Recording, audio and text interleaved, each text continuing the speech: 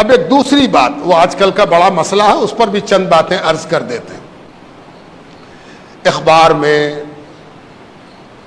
Electronic media میں، social media پر ایک بات بہت گشت کر رہی ہے کہ سرکار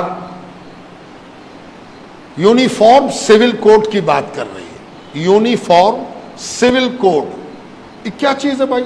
مسلمان کے بہت بڑے طبقے میں ایک پریشانی اور ہیجان لوگوں نے پیدا کر دیا کہ ہے کیا ہوگا، کیسے ہوگا؟ تو پہلے تو یہ سمجھنا چاہیے کہ جو لوگ یہ سب کام آج کل کر رہے ہیں وہ اپنے دیش کے لیے بہت ایماندار نہیں ہیں، بڑی ایمانداری اور سچائی کے ساتھ یہ کام نہیں ہو رہا ہے۔ آج کل جو بھی کام دیش میں کیا جاتا ہے وہ صرف اور صرف راجنیتک لابھ لینے کے لیے کیا جاتا ہے، سیاسی فائدہ۔ کیسے ہم کسی کام سے سیاسی فائدہ اٹھا سکیں، یہ پہلا مقصود ہوتا ہے۔ دکھایا جاتا ہے کہ ہم عوام کے بھلے کے لیے کر رہے ہیں، لیکن یہ سیکنڈری بات ہوتی ہے۔ کیوں ہم ایسا کہہ رہے ہیں یہ بھی جان لیجیے۔ کوئی یہ کہے کہ یونیفارم سول کوڈ کے مطلب یہ ہے کہ ہندوستان میں رہنے والے سب لوگوں کے لیے قانون ایک ہوگا، تو مجھے تو بڑی ہنسی آتی ہے کہ کیا آج دو ہے؟ ہم مقدمہ کریں گے تو میرا کوٹ الگ ہے، کوئی غیر مسلم ہم پر مقدمہ کرے گا تو اس کا کوٹ الگ ہے، مسلمان کے لیے قانون الگ ہے، ہندو کے لیے قانون الگ ہے، عیسائی کے لیے قانون الگ ہے۔ کیا بات کر رہے ہو بھائی؟ تھانہ ایک، پولیس ایک، منصف ایک، مجسٹریٹ ایک، سول کورٹ ایک، ہائی کورٹ ایک، سپریم کورٹ ایک، قانون تو سب ایک ہے، راشن کارڈ سب کا ایک ہے۔ ہم اگر جا کے لائن لگاویں اپنے کنٹرول میں تو کیا مسلمان دیکھ کے کارڈ دوسرا بنے گا؟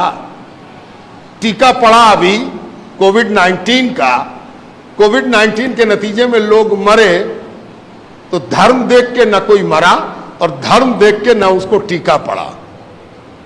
پورے ہندوستان میں رہنے والے تمام بھارت واسیوں کے لیے ایک قانون ہے، ایک بات ہے۔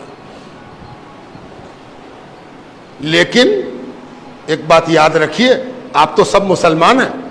کوئی آپ کے گھر پر گیا تھا کہ سب لوگ گول ٹوپی پہن کے آئی ہو، ہے نا؟ کوئی گول پہن کے آیا، کوئی پلے والی پہن کے آیا، کوئی اونچی پہن کے آیا، کوئی نیچی پہن کے آیا۔ اس کا تعلق قانون سے نہیں ہے، اس کا تعلق آپ کی ذاتی پسند سے ہے۔ آپ کی ذاتی پسند ہے کہ ہم گول ٹوپی پہنے، آپ نے گول پہنا، کون آپ کو روک دے گا؟ اگر روکتا ہے کوئی تو اس کے مطلب یہ ہے کہ اس کا دماغ کھسک گیا ہے نا؟ جیسی ٹوپی پہننا آپ پہنیے، یہ آپ کی پسند ہے۔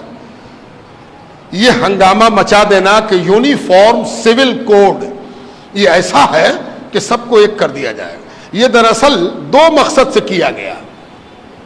اس مقصد کو جان لیجیے۔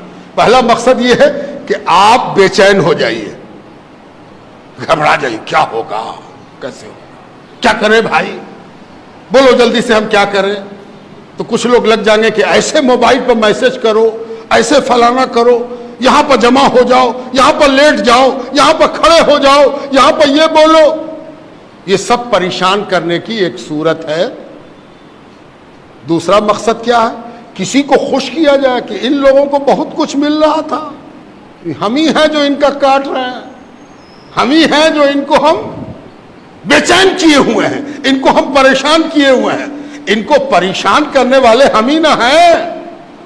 تو دوسرا آدمی اکٹھا ہو گیا، سارے لوگ گلوبلائز ہو گئے، پولرائز ہو گئے کہ ارے یہ تو بہت اچھا کر رہا، مسلمان لوگ کو بہت فائدہ تھا، بہت بینیفٹ تھا، ہے نا؟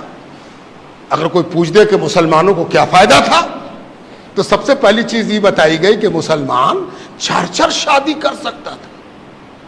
4 شادی، جانتے ہو مسلمان 4 شادی الاؤ ہے، اس کو 4 شادی کرے گا، ہے نا؟ یہ ایک ہوا بنائی گئی، یہ ایک ماحول بنایا گیا، ہے نا؟ اور اس ماحول میں کبھی بھی سچائی سے واسطہ نہیں پڑا کہ یہاں پر ہزاروں مسلمان جمع ہیں، ذرا پوچھ تو دیجئے کہ کتنے آدمی نے 4 شادی کیا ہے، کتنے نے 2 شادی کیا ہے۔ یہ جو پروپیگنڈا ہے، یہ جو کہا جائے کہ نیگیٹو ایٹیچیوڈ ہے مسلمانوں کے بارے میں، یہ فضول باتیں، یہ محمل باتیں، ان سب چیزوں کو اس طرح سے بڑھایا جا رہا، اور دونوں بڑھا رہے ہیں۔ قانون لانے والا کہہ رہا ہے کہ ہم 4 شادی تو کرے نہیں دیں گے، اور ادھر سے بھی ایک گروپ کھڑا ہوگا کہ نہیں کہے کرے دو گے ہم کو، یہ تو میرا حق ہے، ہم کر کے رہیں گے۔ آپ بڑے بیدار مغز، سمجھدار، جانکار لوگ ہیں، ہم آپ کو بڑی سنجیدگی کے ساتھ یہ باتیں سمجھا رہے ہیں۔ یہ ایک بات یاد رکھیے اور بات ختم، وقت نہیں ہے، وقت زیادہ ہوا چاہتا، گرمی بھی شدید ہے، اللہ تعالیٰ مہربانی فرمائے۔ ایک چیز ہمیشہ یاد رکھیے کہ جب بھی کسی چیز پر آپ ریئیکٹ کرتے ہیں، رد عمل آپ کا آتا ہے، کسی عمل کے نتیجے میں آپ رد عمل کرتے ہیں، کسی ایکشن کے نتیجے میں آپ اپنا ایکشن دکھاتے ہیں، ہے نا؟ تو ہمیشہ اس بات کا خیال رکھیے کہ اس کے پروگرام کا حصہ مت بنیے، جو وہ چاہتا ہے وہ مقام مت کیجیے۔ اس نے کچھ سوچ کے ایکشن لیا ہے، اس نے کچھ سوچ کے ہی فتنہ چھوڑا ہے، اس نے کچھ سوچ کے فلیتا لگایا ہے۔ کہیں ایسا نہ ہو کہ وہ جو سوچ کے کام کیا ہے اسی کام میں ہم لگ جائیں اور وہ ہنس کے کہے ہم تو جانتے تھے کہ یہ ہوگا، ہے نا؟ ہم تو جانتے تھے کہ یہ ہوگا، سارا مسلمان پریشان ہے نا؟ لا کمیشن، کانسٹیٹیوشن، ہندوستان کا آئین کیا کہتا ہے؟ ہندوستان کے آئین کا ایک آرٹیکل ہے 44 آرٹیکل، وقت نہیں ورنہ میں تو تفصیل میں جا کے آپ کو سناتا اور سمجھاتا بات کو۔ 44 آرٹیکل میں ہمارے آئین میں، ہمارا سمویدھان، اس میں ایک بات کہی گئی ہے کہ اس ملک کے رہنے والوں کے لیے ایک جیسا قانون ہوگا، ایک جیسا قانون ہونا چاہیے۔ بڑی اچھی بات ہے، اس سے کون انکار کرتا ہے؟ مسئلہ بات سے پیدا نہیں ہوتا، بات کے انٹرپریٹیشن سے پیدا ہوتا ہے۔ کیسے ہم اس بات کو لیتے ہیں اور اس بات سے کیا سمجھتے ہیں، اس سے مسئلہ پیدا ہوتا ہے۔ اگر کوئی کہے کہ اس پورے ملک میں ایک طرح کا قانون ہو، کون سی بری بات ہے بھائی؟ بڑی اچھی بات ہے۔ کالا گورا، لمبا موٹا ناٹا، غریب امیر، پڑھا لکھا کم پڑھا لکھا، سب کے ساتھ ایک ٹریٹمنٹ ہونا چاہیے، ہو اچھی بات ہے، کون مخالف ہے؟ اب اس کو ہم 2 طرح سے سمجھاتے ہیں۔ ایک مثال یہ ہے کہ اس کو ایک آدمی کہے کہ اے بھائی سب کے لیے تو ایک قانون ہونا چاہیے، تو آپ ہی کالر والا کرتا پہنا، یہ بغیر کالر کا پہنے ہوئے، یہ نہیں ہوگا۔ یا تو سب آدمی کالر والا پہنے یا سب آدمی بغیر کالر کا پہنے۔ اگر یہ مقصد ہے تو قانون بنانے والے سمجھنے میں تم سب سے بڑے بے وقوف ہو۔ تم کو یہ بات ہی سمجھ میں نہیں آئی کہ قانون بنانے والا کیا کہہ رہا ہے، قانون بنانے والے نے کیا کہا، یہ تم کو سمجھ ہی میں نہیں آیا۔ تم سب کا کپڑا ایک کرنا چاہتے ہو، ایک رنگ کا کپڑا پہناؤ گے، ایک رنگ کی قمیص پہناؤ گے، ایک رنگ کا پینٹ یا ہاف پینٹ پہناؤ گے، اسی کو یونیفارم سول کوڈ کہتے ہیں۔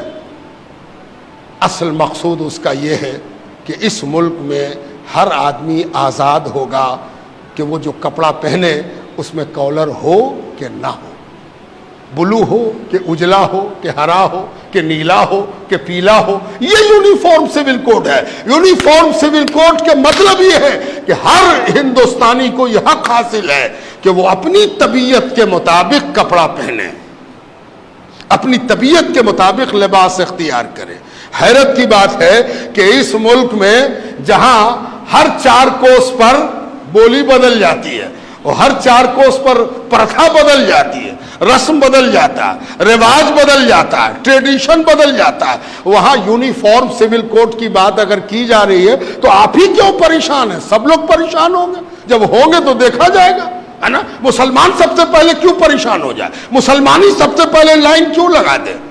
یہ بڑی غلطی ہے، بڑا قصور ہے جو آج ہماری سو کالڈ رہبری، سو کالڈ رہنمائی، so called leaders, Muslim leaders جو اپنے آپ کو مسلم لیڈر کہتے ہیں، وہ مسلمانوں کو جھونک رہے ہیں کہ سب سے پہلے تم کھڑے ہو جاؤ، جبکہ سب سے پہلے تو وہ کھڑا ہوگا جس کا ٹریڈیشن ہر تھوڑی دیر پر بدلتا رہتا ہے۔ یہاں کون ہے جو ایک طرح کا ہو؟ بہار میں چھٹ ہوتا ہے، بہار سے باہر چھٹ کرنے والا چھٹ نہیں کرتا۔ جو بہاری نہیں ہے وہ چھٹ جانتا بھی نہیں.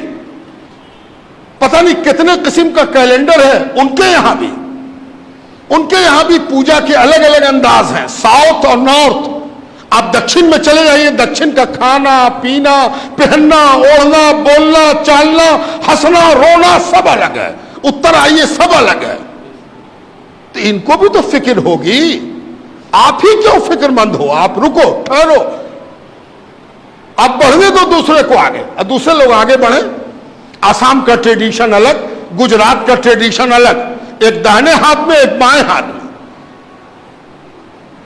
تو پہلے, اور ایک بات اور ہے, کسی چیز پر ریاکٹ کرنے کے لیے, رد عمل دینے کے لیے, کسی چیز پر تنقید کرنے کے لیے وہ چیز سامنے ہونی چاہیے.